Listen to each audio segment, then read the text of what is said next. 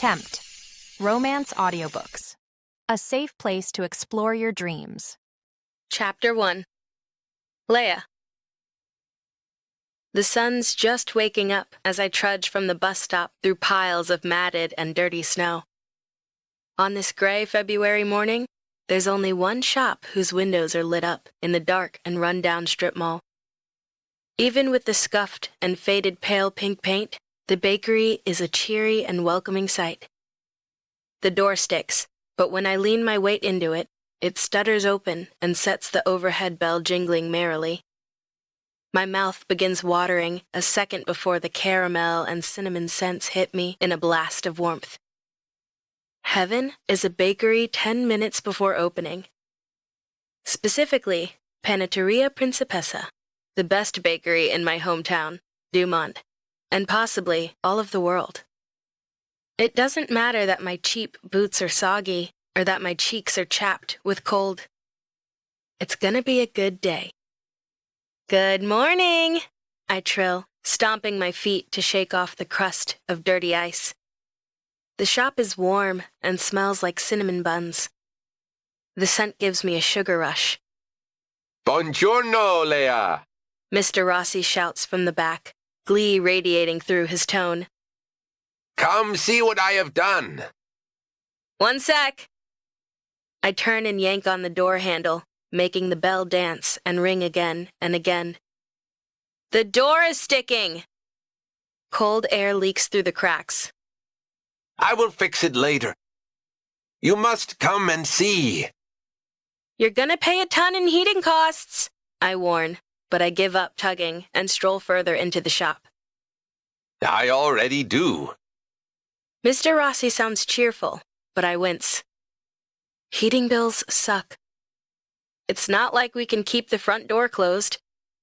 Every new customer will bring in an unwelcome blast of winter. It's a good day to bake, if only to keep the oven on. The front cases are already filled with chocolate muffins and red velvet cupcakes topped with the most perfect, pillowy frosting. A few steps past the counter is the doorway to the back. There's no door, and when I step through, I'm embraced by the yeasty scent of cinnamon rolls and the bright citrus scent of lemon poppy seed muffins. I'm so lucky to work in my favorite place in the world. To the left are all the ovens, giving off delicious heat. I tug off my thin coat and unwind my cream-colored scarf. Underneath my winter things, I'm wearing a soft pink sweater that makes my brown skin glow. The knit fabric would be too hot to work in if I were back here all day, but as I'm alternating between the front and the back, it will be perfect. In the corner, Mr. Rossi's head sticks out from a row of huge, shiny cylinders sitting on an ornate metal box. Some sort of machine I've never seen before. Ah, there she is. His weathered face splits into a smile. Descending like an angel from heaven. I chuckle and shed my matching cream mittens and hat. There's nothing flirtatious about my boss's exuberance.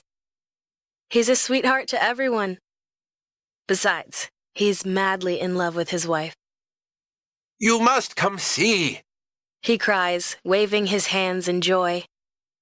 A thin fringe of dark curls bounces around his otherwise bald pate. Light reflects between both the pale patch of bare skin on the top of his head and the metal antique that dominates the corner of the room. I have found the answer to all our troubles. The answer to all our troubles is a metallic monstrosity sitting on a cart. It's taller than I am, with 3 cylindrical turrets on the top of a brass box. What is it? Una macchina per caffè espresso. Very vintage. Very rare. I have finally found it. The machine that will turn beans into gold. This is the espresso machine. When Mr. Rossi told me he was bidding on one at an auction, I was excited. But I was not expecting this. How old is it? 30, 40 years. But it works fine.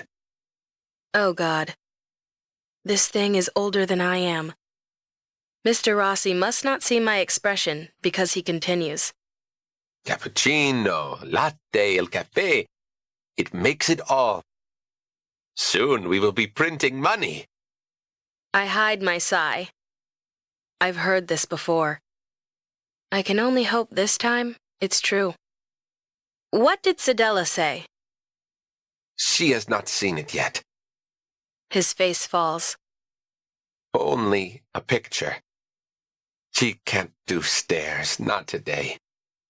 Mrs. Rossi, Sedella, has the swollen joints of advanced rheumatoid arthritis. Today must be one of her bad days. The cold makes her body ache so bad, she mostly stays in bed. I'll make her favorite scones today, I announce. Maybe by then we'll have this working and we can make her a latte. She can be the first to try a cup. Yes. He brightens. Thank you, Leah. You are an angel. Soon she will be better. He grabs a rag and starts polishing the machine. Did you look into the infusion treatments? I ask.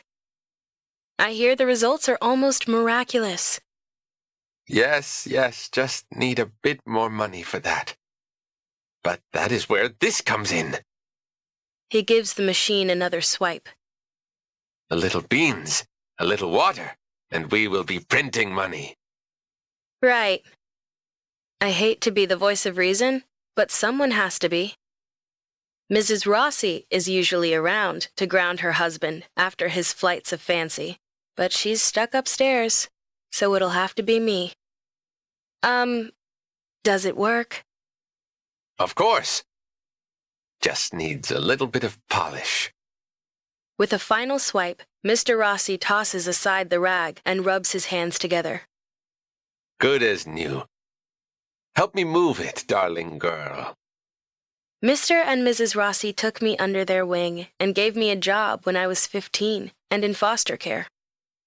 Now, I make enough to live on my own, even though money is tight. For them, I would do anything. It takes both of us to roll the machine out, and by the time we've lifted the heavy monstrosity off the cart and onto a clear section at the very end of the side counter, I'm sweating, and my sweater is smudged with the last bit of dust.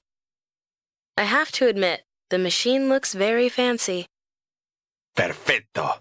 Mr. Rossi announces. Now, we will be printing money. As soon as we learn to use it, I remind him. Is there an instruction manual? Not that I know of. Mr. Rossi rubs his head until his curls spring up in a childish halo. That's okay, I say.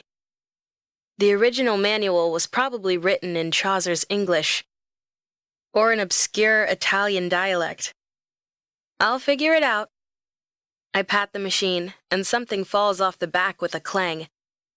I snatch my hand back. We will be printing money. Mr. Rossi dashes to the back and returns with a stack of the white paper cups we use for the drip coffee. He's so excited he drops a few cups on the floor, and they promptly roll under the counter. Mr. Rossi scrambles around the counter and crouches in front of the chalkboard sign we use as a menu. Maybe we should wait until we've figured out how... I start, but he's already adding the word lattes in a barely legible scrawl underneath the usual list of coffee, tea, and daily muffin flavor. Guess we're making lattes now. Do we have enough milk? I ask, coming to stand next to him. Because lattes require milk. Oh. No. Mr. Rossi scratches his head. All right. I carefully erase what he's written and write out espresso in my neat script. Let's start small. I frown at the espresso maker. Are you sure there's no instruction manual? Maybe a Latin scroll, handwritten by monks? Mr. Rossi has already disappeared into the back. He comes back out carrying a box filled with several shiny pieces and lengths of opaque plastic hosing. I forgot to reattach these, he says, and ducks his head like a little boy with his hand caught in the biscotti jar. The oven buzzer blares. Okay. I take the box of missing and probably essential espresso machine parts. I'll deal with this. You deal with the oven. Leave the muffins out, and I'll fill the case once they're cool. Then you can go check on Sedella. I'll try to figure the machine out while he's upstairs and out of my hair. Perfetto. Mr. Rossi salutes me and scurries off, leaving me grinning. Sometimes my boss just needs to be told what to do. Tell her I'll be making the apricot and cream cheese scones. They're her favorite, I call after him. Sei un angelo. You're an angel. Too bad I'm not an engineer, I mutter to the box of missing parts in my hand before setting it aside. Maybe the bad weather will make the morning rush light, and I'll have time to figure out the glossy monstrosity on the countertop. With snow mixed with sleet spitting from the clouds outside, I expected fewer morning customers, but the popularity of my muffins proves me wrong. The lemon poppy seed ones run out first, like they always do, followed by the cinnamon buns. Mr. Rossi returns and helps at the counter while I whip up a big batch of Mrs. Rossi's favorite scones and do a quick check in case there's an espresso machine instruction manual lying around that Mr. Rossi forgot about. So far, the coffee shop gods have smiled on us and everyone ordered their usual: a drip coffee and a muffin. But in between customers, Mr. Rossi reminds me that We are going to be on the map. We will be printing money. So he's probably not going to give up on the machine anytime soon. That means I need to become a barista, stat. In my search, I unearth an old Italian cookbook and tuck it under my arm to take out front and read between customers. Mr. Rossi pretty much lets me bake whatever I want, and I've been wanting to try some new recipes. Why not biscotti to go with the espresso? When the morning rush is over, I make a cup of mint tea and hand it to Mr. Rossi. Why don't you bring that up to the missus? Oh, she'll love that. Thank you, Leah. He beams and disappears, leaving me in an empty shop. I putter around and tidy up, savoring the quiet. The bakery is my favorite place in the world, but I especially love it before opening, or in the break between the morning and lunchtime rushes. That's when I get a chance to bake. Other than that, I wouldn't change anything about the bakery. Except maybe the tip jar with the handmade label taped to it. Last summer, Mr. Rossi scrawled Leah's college fund on it. Totally embarrassing when my fellow high school students were coming in for their morning coffee. Especially my cheating ex and his new, beautiful, blonde and scrawny prom queen of a girlfriend. Now that it's February and they're back at their fancy Ivy League college, I can breathe a little easier. I like my little life. I wouldn't change anything, except the lack of funds in my or Mr. Rossi's bank account, and getting better medicine for Mrs. Rossi. I'm in the back sifting confectioner's sugar to make a quick almond-flavored glaze for the cooling scones when the bell jingles. Coming, I call. My grip on the sugar bag slips and a white cloud puffs in my face. I grab a wet cloth and pat my face before rushing out to help the customer. A tall man in a long, black pea coat is standing in front of the counter, his dark, glossy head bent towards me as he regards the chalkboard menu. My steps slow. I have the strangest sensation, like I'm about to step over a threshold to another world. I'm holding my own breath. He raises his head, and my heart trips over itself. Strong jaw, dark olive skin, patrician nose. His face is beautiful, regal, and unapproachable all at the same time. I take a step forward, and my elbow knocks over a stack of the paper-to-go cups. I fumble to catch them, but only manage to kick them, sending them rolling across the floor. Now I'm bobbing and weaving up and down, trying to catch them all. Is it too much to hope the handsome customer didn't notice? I look up and he's leaning over the counter, his dark eyes on me. His beautiful lips twitch. Need help? Lordy, his voice is as beautiful as his face. Smooth and deep. Delicious. I'm all right, I say.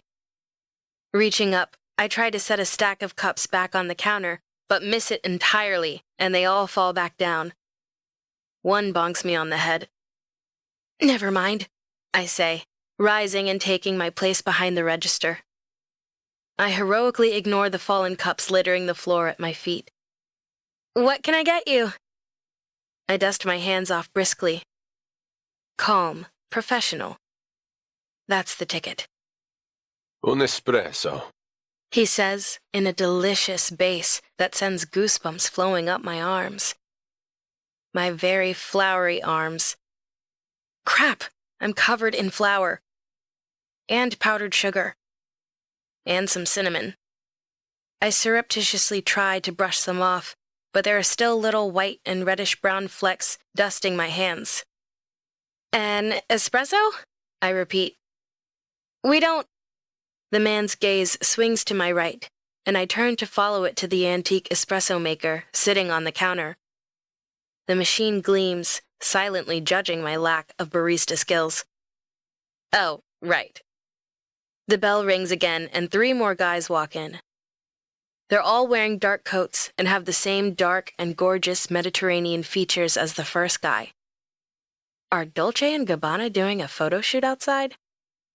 The 4 guys look so similar. If they're not brothers, they've got to be cousins. The first one at the counter, staring at me, is the most beautiful of them all. And he's still got his whole attention on me, looking like he's hungry, and I'm a sugar-dusted donut. My blush starts at my nipples and starts rolling slowly up my cleavage, which is on display. Thanks to the heat of the ovens, I peeled off my sweater and am only wearing a white camisole. And tomorrow's laundry day, so I'm down to my last, most ridiculous lacy bra. Pink, of course.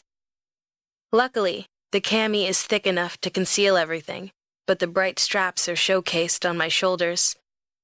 The blast of cold air that tailed the customers makes my nipples spring to points. Right, I say. I'll just get you that, then. I turn and knock another cup off the counter. This one I catch and clutch carefully as I walk over to my new nemesis. My expression, mirrored in the polished chrome, is full of dismay. I hope the customer can't see my reflection. The 3 domes on top are like miniature replicas of St. Peter's Basilica. Ornate and just as intimidating. One dome is labeled Cappuccino. A cappuccino? I ask, reaching for the level hopefully. No, Principessa. Only an espresso. Rats.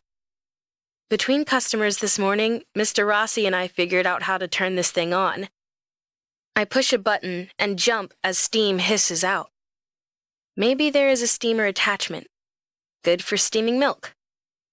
Whoops, I say. Not that one. I pull out the metal thingy, add the freshly ground beans, and tamp them down. I wedge the metal thingy holding the espresso grounds back in and push a different button. A green light comes on. Then the entire machine starts shaking like it's going to blast off of the countertop. It's the espresso-making cousin of Hal's moving castle. We just got this espresso maker, I shout cheerfully over my shoulder. I keep my face calm, as if everything is normal. Fake it till you make it. The men by the door smirk at each other, but the man at the front still hasn't taken his eyes off me. There's a prickle on the back of my neck when I turn. Come on, I murmur to the machine. You can do it! Just when I've given up hope, there's a hiss and a squirt of unappetizing brown liquid into the paper cup. It smells sort of coffee-ish. Thanking the coffee shop gods for their continued good favor, I take the paper cup back to the customer and set it in front of him. The 4 men in front of the counter regard it, I'm more of a tea person, really, I say to fill the silence. My blush has reached the crests of my cheeks and is in the process of unfurling like twin red flags in front of a bull. The beautiful man says nothing, but picks up the cup and, with more bravery than I've seen in a long time, tosses it back. The room is still as he slowly sets the cup back down. It's good. He lies through his teeth. I wrinkle my nose at him. Looks like brown water. One of his friends jokes, and something in the man's dark brown eyes goes icy. From nice and amiable to full of cold anger. His jaw clenches. Out. He orders without turning. To my surprise, the men on either side of him, his brothers or cousins or whatever, straighten and march out the door. The bell jingles in their wake. I gulp a breath, meeting the beautiful man's gaze. It's us alone in the room. Just me and the man I served sad brown water. I'm sorry, I say, gesturing to the evil machine. It's brand new. Well, brand new to us. We just got it and a couple of the pieces fell off. I reach down, grab the box, and show him the contents. He leans over to study the box of parts. A pause, and he nods. Right. To my surprise, he swings off his coat and lays it on the counter. His friends are still waiting outside the door, their backs to the bakery. One blows on his fingers as if to warm them, but they seem content to stand outside the shop. As ordered. Weird. The beautiful man has gone to the door and flipped the open sign to closed. What are you doing? I squeak. Making an espresso. He says, catching my gaze and holding it as he undoes his onyx and silver cufflinks. He sets them down and rolls up the sleeves of his luxurious dress shirt. Why is he undressing? Not that I'm complaining. He keeps talking, his smooth voice rich as espresso. Well-made espresso. Mia had a machine like this. He says. It broke and I fixed it. I'm good at fixing things. It made me her favorite nephew. His right cheek creases for a moment, and I catch sight of a dimple. Goodness gracious. Model stunning looks, and then a dimple. I go to fan myself and knock over another paper cup. Sorry, I mumble. Darn things. Always in the way. The beautiful man is behind the counter now. I don't know what's happening, but I do know his dark eyes are the color of bitter chocolate. You have sugar. He holds my eyes as he gestures to my front, and I look down in horror. I've gotten powdered sugar all over my front. My breasts look like the snow-speckled twin peaks of Mount Kilimanjaro. Oh! I try to dust it off and end up smearing sugar everywhere. Now my breasts just look glazed. The customer tilts his head. He's looking into my eyes, not at my breasts. I'll give him points for that. Allow me. He mutters, nodding his head towards the espresso maker. On autopilot, I step out of the way. There's something about him that makes me want to follow his orders. Or maybe I just want to study him from the back. And what a sexy backside he has. A firm ass in sleek black slacks. There's a hint of expensive cologne swirling around me. Not too much, not unpleasant. I lean in closer before I realize I'm sniffing him. Luckily, he doesn't notice. He takes the box and approaches the recalcitrant machine. Implements clatter as he starts removing and reattaching random tubes and metal protrusions. I hover at his shoulder, my hands helpless at my sides. You don't have to do this, I say. Your friends are outside. The three men are standing on the snowy sidewalk, their hands shoved in the pockets of their dark coats. They look bored and cold, They'll wait. he says, and bangs on the side of the machine so hard, I jump. Easy, Principessa. He murmurs. Principessa means princess. I know that much from working here. What I don't know is why he's calling me princess, or why my fingers are itching to bury themselves in the stranger's thick, black hair. This is Stefano's territory. He says while he works. Does he give you any trouble? I don't think so. Stefano's? Have I heard that name before? Mr. Rossi owns the building, so there's no landlord. He pauses in his work to reach into a pocket and hands me a black business card. If you have any trouble, you call me. Okay. I study the card. Royal Regis is all it says, along with a single number. A cell number?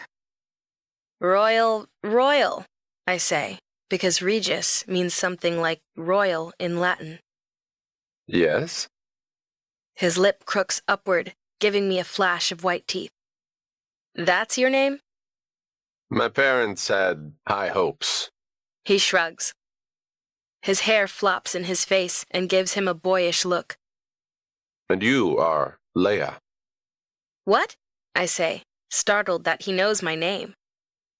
He must have read it on the damn tip jar.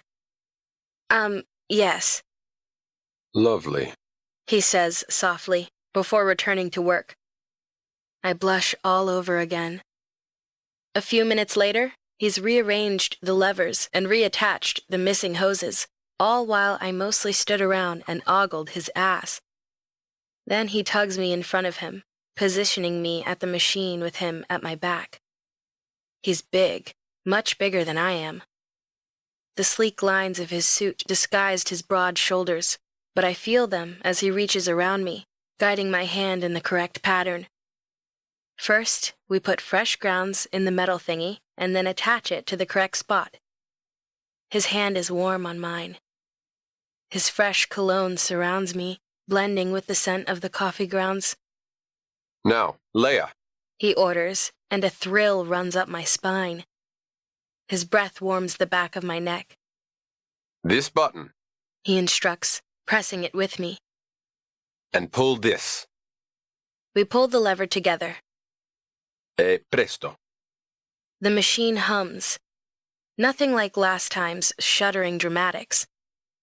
A rich brown fluid shoots out and fills the cup. It smells divine. He holds my eyes as he takes the cup and sips. Perfetto. He pronounces. Still looking right at me, he presses the cup to my lips. Taste. He orders. My mouth opens. I'm not really a coffee person, but the smooth liquid is dark and sinful on my tongue. Oh, I breathe. That's good. See. We're standing so close together, our faces are inches apart. How did you do that? I whisper, like we're trading secrets. I have a way with women. He says. She's a woman, no? Sure, I agree, because I'd agree with anything he says. Beautiful women just need to be touched the right way. And I am an expert. He looks at me through his long black lashes. Is he flirting with me? No. Yes, well, it makes sense, I blurt. You're very handsome. I clap a hand over my mouth so I stop talking and back up until I bump into the counter. The rest of the cups fall and bounce off the floor. Oh well. I'll tell Mr. Rossi to take the cost of the cups out of my pay. A slow smile spreads across his face. He looks like the devil about to make a deal. You've got some sugar right there. He points to my cheek. I rub the back of my hand over my cheek.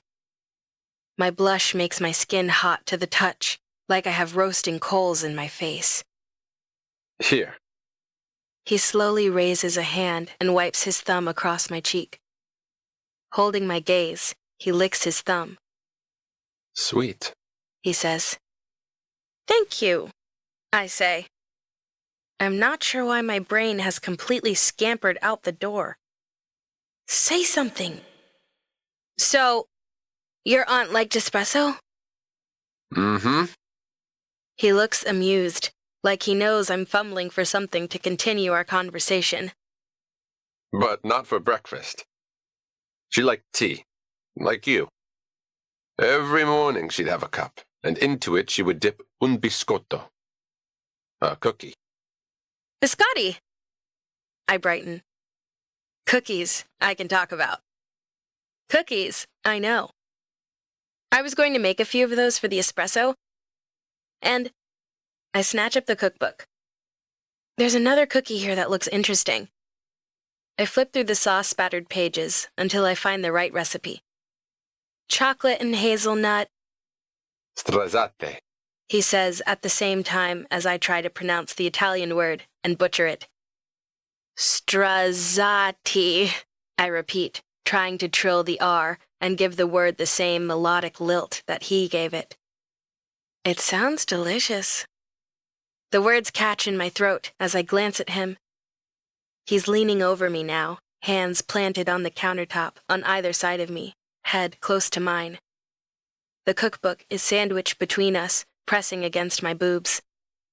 If you make me strazzate, He murmurs into my ear while the hair on my neck rises.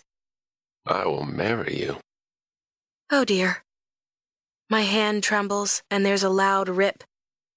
Oh dear, I say out loud. I've completely torn the recipe out of the book. R.I.P. page 43. I turn slowly and he moves back to give me space, but not too much. I guess I'll have to make it now. I wave the torn scrap of the recipe between us like a white flag of surrender. Royal's looking at me like I'm a cookie he wants to take a bite out of. Mia Zia told me if I ever found a woman who was beautiful and baked strazzate, I should make her my wife. I scrunch my nose. That's not a very high criterion, is it? He chuckles. It is harder to find such a woman than you might think. Well, I'm sure you'll find someone, I chirp. It is specific. You could put it on your dating profile. Royal shakes his head and gently tugs the recipe out of my hand. You make these, Leah. I'll make you my wife. Oh, I do like my name on his tongue. Shouldn't be hard, I whisper. His chuckle is rich and dark. My toes curl. It'll be easy. I just need chocolate, almonds. His dark head bowed close to mine. Do you have strega? He asks, softly.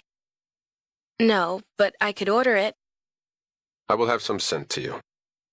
He lifts my hand and presses a kiss to it. Until tomorrow, Principessa. He sweeps out from behind the counter. My legs are so weak, one wobble, and I'd be on the floor with the fallen cups. On his way out, he pauses to remove something from his sleek, black wallet and slot it into the tip jar. Then he's gone, leaving me to shuffle through the sea of white cups back to the counter. He left 100 in the tip jar. You can listen to the rest of the book in the Tempt Romance Audiobooks app, available on the App Store and Google Play. The link to the book is in the description. Discover even more bestsellers and exclusive stories updated weekly, only in Tempt Romance Audiobooks.